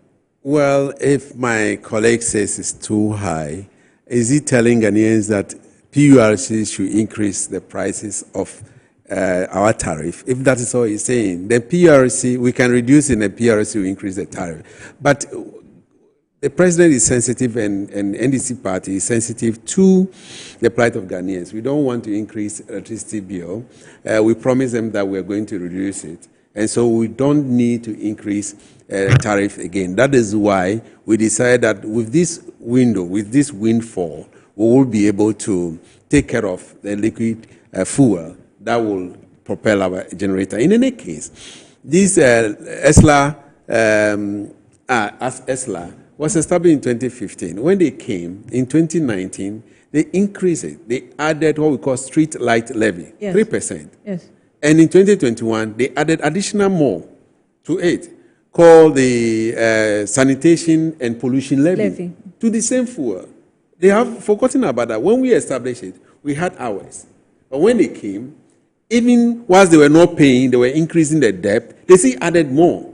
We did not add any, line item called a levy to it. We only said, well, there's a window of 4.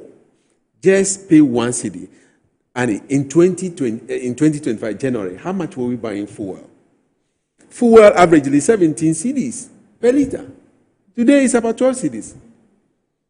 And we said we will maintain the 12 cedis. We are not increasing it. So what is he talking about that is too high? Does it mean that we should let it fall? It means we are postponing your own problem. All we are saying is that let us bite the bullet now, and then we'll solve it gradually. Because the Minister of Energy... For the purpose of education, yeah. We are campaigning on 1 cedi, and then he's, mentioned 4.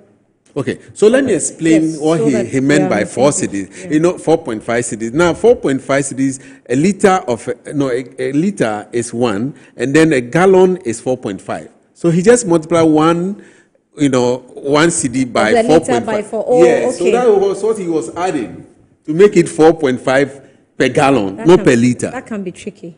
Yes, very tricky. That sounds my people tricky. From the other side, they will tell you that it's 4 cedis, 4.5 cedis per gallon. Per gallon. It is not 4.5. It's 1 cedi. It's 1 cedi per liter. That's all we added. Yeah, so that is it. So what I was trying to tell my colleague is that, you see, he agrees. He agrees that we should find solution. And the solution is that the minister told us when he met us as a committee yesterday, he said that he's bringing a bill.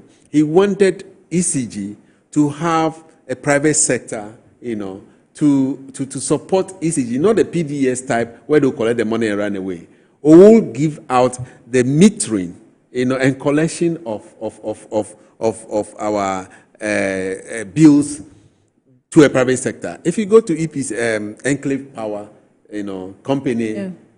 They pay their bills and pay government ECG, as soon as they collect it. Monthly. So why can't we also give it a private sector, not the whole ECG chain, but just that portion where a private sector we can even give it to you, Annie. I mean, you are very competent. I can deliver. You can deliver. So why can't we give it to you? Because people are not paying their bills. Yes, but you see, we are a little jittery about it because we've seen what's happened with PDS. That was one of the reasons, or one of the line items that PDS was supposed to have done. But that's where we are with PDS. So what's really the assurance that another company will come in? And if you listen to the president carefully, he said he's not going to allow any privatization of ECG. He was clear in his mind that he was. Now, this outlet bid that Ghanaians, not a foreigner joining a Ghanaian, doing the value, the whole system of ECG. We said that aspect, go and collect money, and then we'll give you a percentage of it. I think that should not be anything difficult at all. You can also do it. I can also do it. Is SML being considered? No, I don't know. I don't know about that. I don't know. In fact, the minister has not yet come to Parliament with it yet. It's just a thought that he discussed with us, that he thinks that to be very efficient and effective in collection of this thing, we need somebody else to support ECG because they are not able to collect it. Okay. Honorable Baji, are you still there? Hello, sir. Annie. Yes, sir. He was talking about a liter and a gallon. Who will go to the pump station to say, I'm buying a liter of fuel? Definitely you buy from gallon going. That's how Ghana we sell our fuel. So we are talking about a gallon that is too much. Because if you want to, even he himself, he said, when we brought other levies on the energy sector, we increased it in 2019. He's saying that we increased it 3%. This is how you should increase taxes. But you over 100%. And you be in my shoes. How will you, if you are a government, you are in my shoes now as a ranking member, and you see the whole picture, the government increasing over 100%, putting burden on Ghanaians. Over 100%, that's what we are talking about. It's too much. Definitely, we know that there will be taxes. Government will introduce taxes. It's them that they on their campaign trail, they say, no, they won't increase any taxes because they will work prudently with what they have. But now the reality has caught them. Okay, the reality has catch them. They have to increase it. We don't have any problem with that. They said, but now if they want to increase taxes, we don't have any problem. The reality is having a huge debt in one sector, not a whole country debt, but a huge debt in just one sector. Annie, that debt, how you saying we have to restructure ECG well. Even procurement, we have to take out from them. I'm telling you, why will you order so many containers at the port and you don't even need it? You don't even have money to clear them. Okay, these are some of the things we need to do at ECG. And I talk about commercial losses. Okay, why will somebody enjoy power and not paying? Why some are paying? Yes, I agree. The minister said he's going to work on that. These are some of the areas we need to work to bring this debt down. But we can't clear all the debts. Yeah, they say that you can't do one thing all the time and get different results. And so there comes a time where drastic decisions must be taken. So all your suggestions that you've given, that procurement must be taken away from ECG, maybe to a certain extent, I agree with you. But the reason for ECG's inability to clear containers was not because they didn't have money, at least according to the reports. But why would they allow the containers be at the port so long? Yes, but in the report, they captured companies that were giving the contracts, which they were paying them to clear the containers. And so ECG cannot tell me that it didn't have money to clear when it was giving out contracts to other private companies to clear them, and they were paying them. So please, we Ghanaians, what we are saying on the minority side, what we are saying that we don't, in ECG if they cannot do their work, it's not Ghanaians, they have to, how do I even put it? It's not we that have to pay. I don't want to use strong words. That's why I'm looking a charitable word to prescribe it. Because if they have to make sure that everything works on well for Ghanaians, and I'm even surprised that in Ghana, nobody even have decided, okay, let me take ECG to court or other things, because a lot of things are going on. This is an erratic power situation. I'm telling you, a lot of people's appliances are being burnt out. A lot. But we are all quiet. It's because of certain things at ECG, which we want all the country, everybody in Ghana, who we have about around 90% accessibility rate in the country now. So we want everybody to come out and say this is how we want ECG to be run. You see, this one city, I promise you, my senior and the chairman was talking about that they are not going to increase tariff. I'm telling you, mark my word, by October you will see there will be a major tariff increment. Mark my word, write it down that this is what I'm saying. He's saying they won't increase. There is going to be major tariff increment. It was in the budget in August, in fourth quarter. That's what they said. So is my friend saying that they are not going to increase the tariffs again this year because of the e-levy Pro Max they are bringing? E-levy what? Pro Max.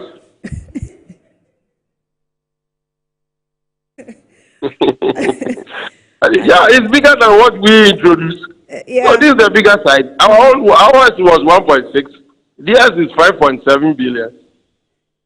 But you agree that there are reasons why they are increasing more than we agree with them. I'm sorry. We agree, but you don't increase tax over 100%. It will burden Ghanaians. This is what we are saying. You want to respond to that? And answer the question whether or not we're not going to see tax increments because of this that we're doing with the line item levy that we're increasing. Well, Annie, when we met with PRC, he was the same person who asked PRC whether there will be an increment in tariff. And PRC told us categorically that they are in talks with the minister. And I believe the talks that they were with the minister resulted in this petroleum price increment of 1 cedi in the tariff. And so that will not, I believe, so that has been taken care of. And so my brother should be rest assured that has been taken care of. What PRC told us has been taken care of. Unless they come back to us, we are there. He's a ranking member of the committee, and when PRC comes, PRC will have to talk to us first before they increase. We have to give approval.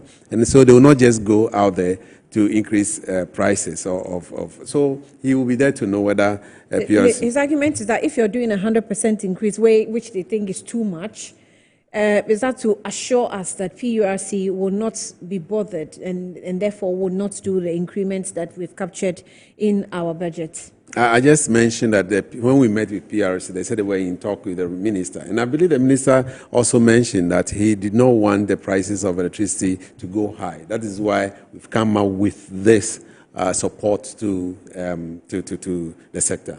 Use the birding. Oh, okay. Honorable, let me take your last words before I let you go.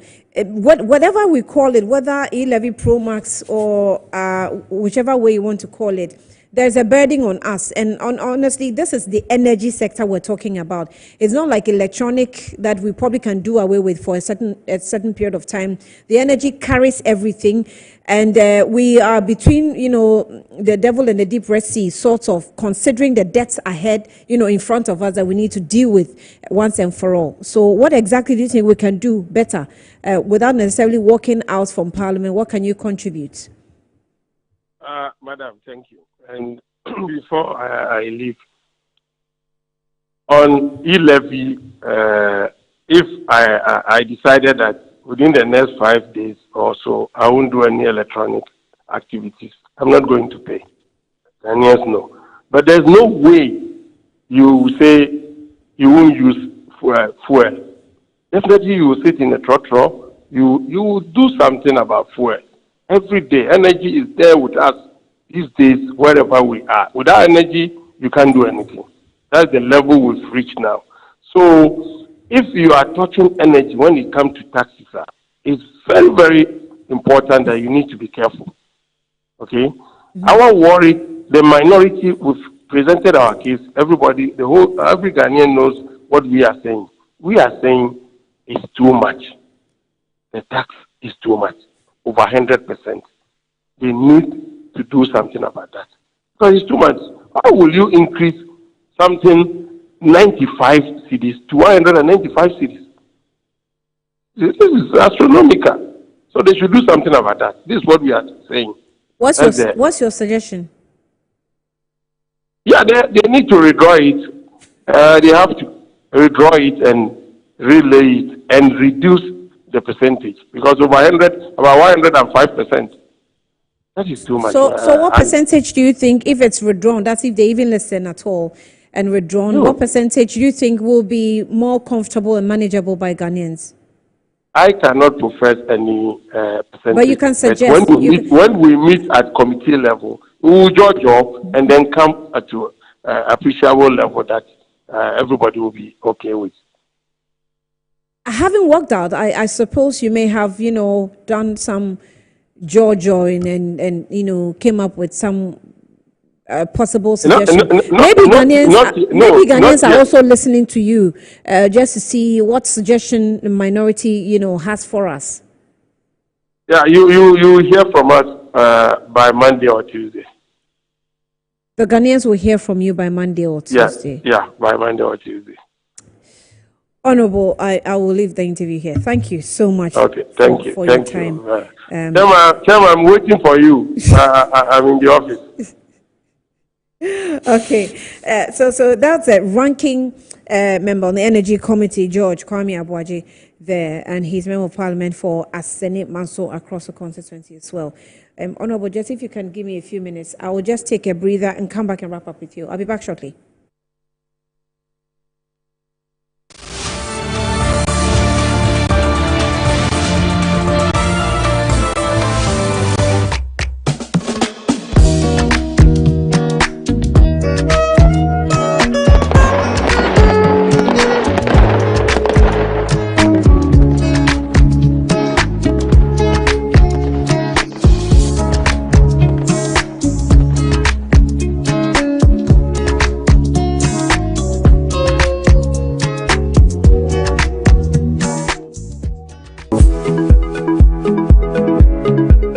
Sometimes the unexpected happens and the hero falls down in his own story. But he needs not stay down for long. Cosmopolitan Health Insurance is your trusted health partner. Whether an individual building a business, with Cosmopolitan Health Insurance, your medical care is our concern. For the best health insurance solutions for corporate institutions, groups and associations, families and individuals, choose Cosmopolitan Health Insurance from our over 700 accredited health service providers nationwide. Call us on 0302 540 668 or 0501 678 547 for all your health insurance solutions. Cosmopolitan Health Insurance, your medical care is our concern. Whether you're a wholesaler, retailer, or consumer, MNC Logistics and Trading is your trusted partner in minerals and food commodities trading. Experience the difference with MNC Logistics and Trading for your commodities trading. We operate a well-equipped laboratory that smelts and assays gold to ensure transparent, credible, and reliable minerals transactions. Our general food commodity market deals with imports and exports of food products such as rice, sugar, and grains. We pride ourselves on delivering products that meet the highest standards of quality and taste. With our expertise in international trading and logistics, we bridge customers far and wide. Locate us at number 4 Neosai Interfo Avenue, East Legon, Accra. Call us on 030-299-8246 or visit our website www.mnclogisticsandtrading.com. MNC Logistics and Trading, hub of confidence.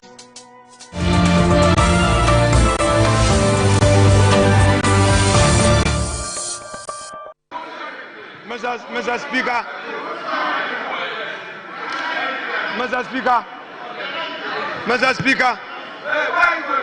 Speaker, we in the Justice Abdullahi case, Mr. Speaker, in the Justice Abdullahi case,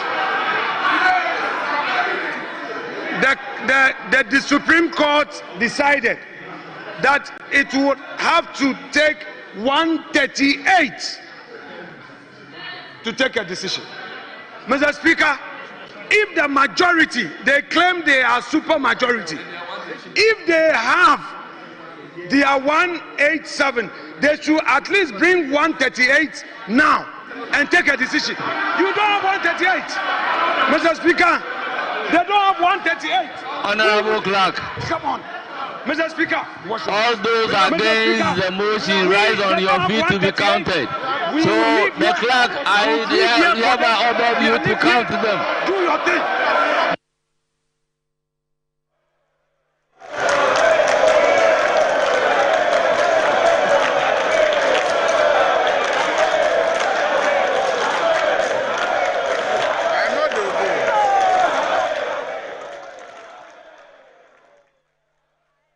Okay, so that was the walkout that was staged by the minority side in Parliament, due to the levy increments that the majority group, in fact, led by the Finance Minister, Kasila Toforson, introduced in the House. You've had the discussion, but let me wrap up with Honorable Bechra, who is still with me. Annie, I still don't understand my colleague, whether it is the amount that he's talking about or the percentage. I mean, he kept saying the percentage is 200 too high. And the 1 CD. So when you ask him exactly what is he talking about, and he said e-levy promise. What's the meaning of e-levy promise? Annie, Yeah, this is a former government that ran down the energy sector, completely ran down the energy sector. A government that was bequeathed with some amount. We've given you ESLA to manage, to take care of energy sector legacy debts. You couldn't do it. You increase it. You use the same sector, ESLA, to go into the bond market to borrow money and blew the money and increase the debt. So what is he talking about? They should rather applaud John Mahama, Atoforson, that they have managed the economy very well.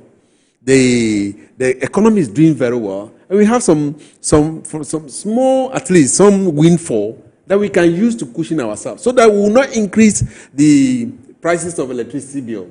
They should applaud us. So, the prices of fuel coming down was also due to the external factors. Now, we agree. What if the external factors, turn around, and then we have to increase? And so yesterday we were talking about sunset clauses. These are the things that we'll be looking at. Are we going to be reducing? Yes, we'll look at it when we get there.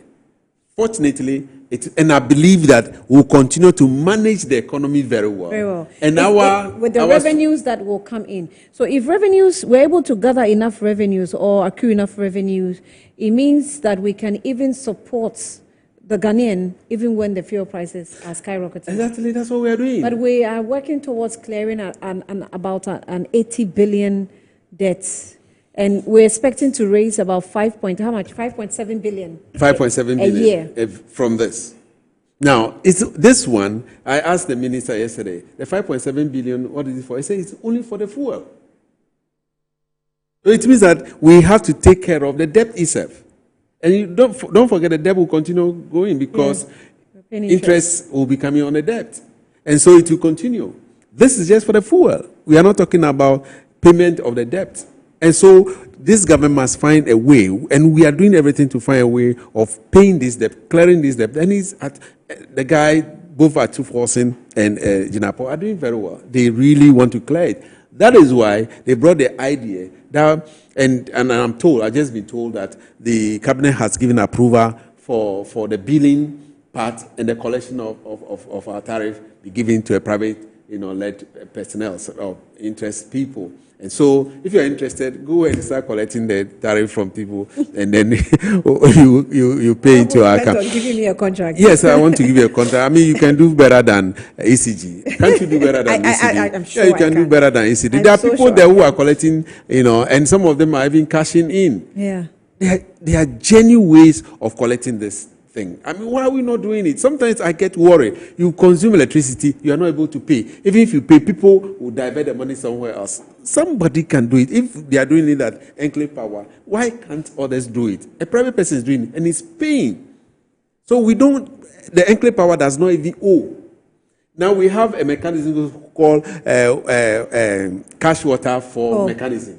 ECG cannot even pay those that is supposed to pay, because as soon as they collect it, they have to take care of some of their responsibilities. Yes, but the cash waterfall mechanism is not the fault of the ECG. It's the powers that be that are deciding. Which power? No powers. PRC has given on what to use the money for. No, PRC has given. You see, in the past, the previous government will want to sit on your neck and decide where to go. But this current government decided that everything should fall on its place. If you are supposed to pay, you pay. That is why you heard the Minister of Finance yesterday says that the President says that as soon as monies have been, collected, revenues are collected, they are sent to common fund. Get Fine takes years, National Health Insurance takes years. We don't want anybody to say that, okay, let's pull it here, use this more, and then no. We really want things to be done properly. And let's have a system working in place. Why can others are doing systems are working in place? Why is it not working in Ghana? What is the problem? And you can't tell me that because of our color, the system should not work. If Metro TV here, things are working properly, why can't it work in government sector? It can be done. And thankfully, the new MD of ECG, Mr. Pepena, is doing extremely well. The guy is doing extremely well. I met him twice. And the guy, if we have people like that during the previous administration, by now, ECG will not be in this kind of mess. You listen to my colleague, Annie. How? Even he, from MPP side, is not happy with the containers. How can you order things that will last over 15 years? Do you even know that those, system things that you bought will change? Will still be in use or will still be valuable. Anyway, our time is up. We will definitely, be advancing discussion on the energy sector and see how far we're going. The new ECG boss, I'm told he's under pressure from the energy minister too. A lot is happening. But Fafa, good afternoon to you. Fafa says that, but if we manage the sector, it would still put us in more debt. So it means that we just have to work in clearing the debt. I think that's the ultimate we're working towards. Anyway, Honorable Honorable Member of Parliament for Whole West Constituency, Emmanuel Bejra, and also Chairman of the Energy Committee in Parliament. I'm grateful for joining us here. Thank you very much, Annie. For your time. I'm grateful. And thank you, viewers, as well. We'll leave it here, and tomorrow we're back with Good Afternoon Ghana. Kwesi Efoye will join us here on the platform of bringing some more discussion here on Ghana. Thanks for watching.